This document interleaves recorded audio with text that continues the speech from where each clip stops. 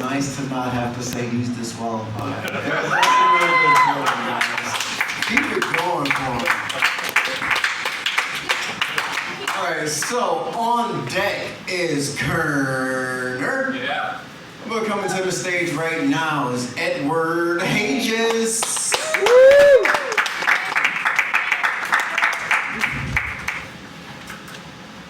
Hello guys, just in case you didn't hear, my name is Edward Hages.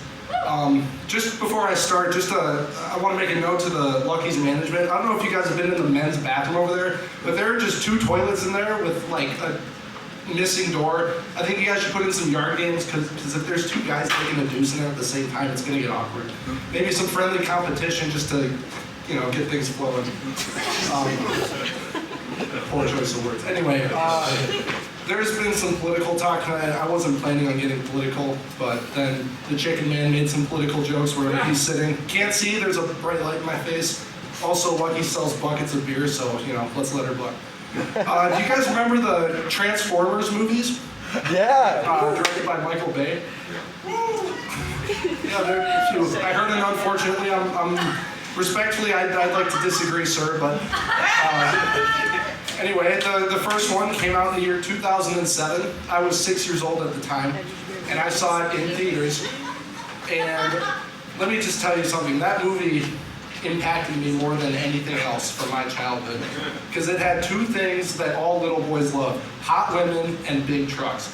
Okay, nothing like those 2 things gets a little first grade boy focused on something.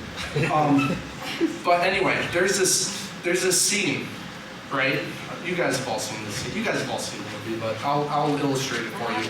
So picture Megan Fox, all sweaty and glistening, in a tight orange tank top and a jean miniskirt, leaning over the motor of a 1976 Camaro, right? And she's talking about, hey, you got a nice, high-rise double pump carburetor. As a man, the only 2 words I hear are double pump. And I'm like, that's a bit excessive. It's Megan Fox, I just need 1 pump.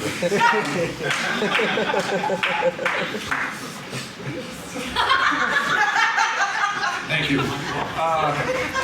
Another thing about that movie, the opening scene, it features this Decepticon. The Decepticons are the bad guys of the movie, right? They're the villains of the film.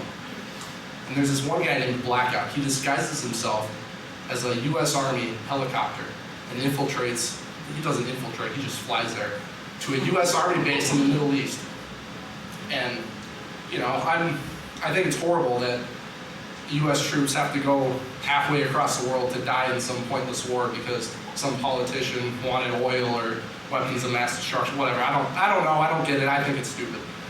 But as a 6-year-old boy, watching a giant robot obliterate a U.S. Army base and kill every soldier there, I couldn't have cheered harder. I thought it was awesome. I wanted that to be the whole movie. I didn't want it to stop.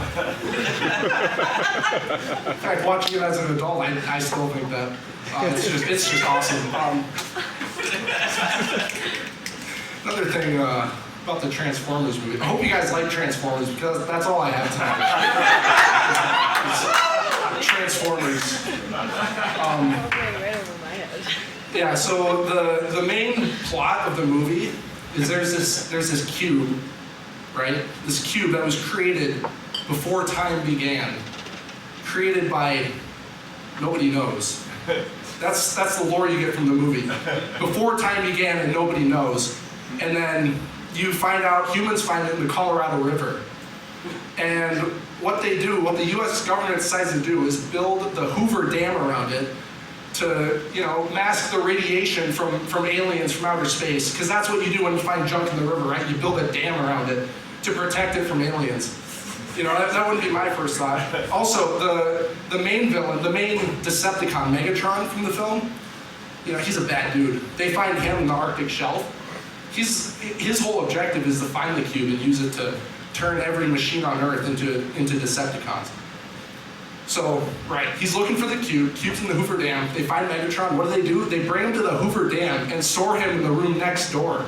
I don't know what government bureaucrat thought, like, okay, here's a cube. This guy's looking for it. Let's just put them right next to each other and we'll figure it out later.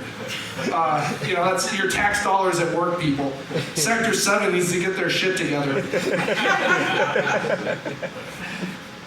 Okay, that's all I have about the first movie. I'm going to move on to the second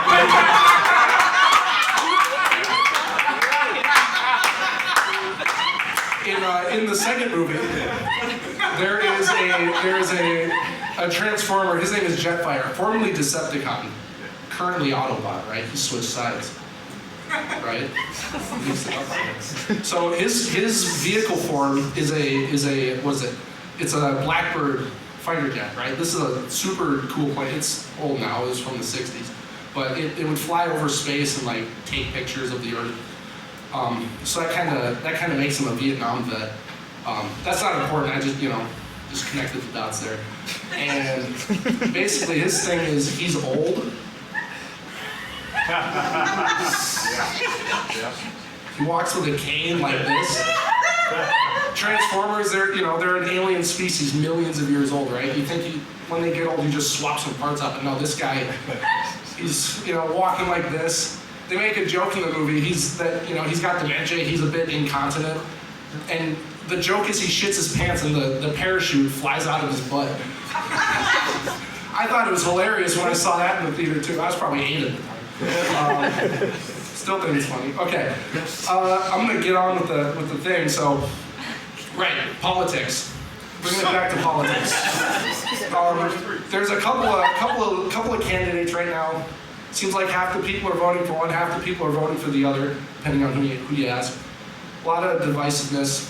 I think we need a candidate who can bring us together as a nation, and I think that candidate is Optimus Prime. Think about it.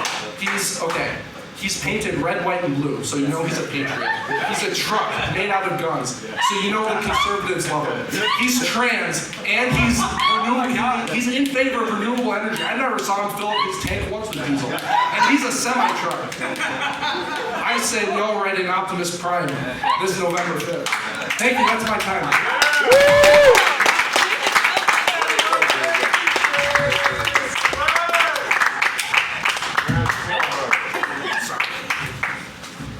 Over Optimus Prime, too. Can't deny that.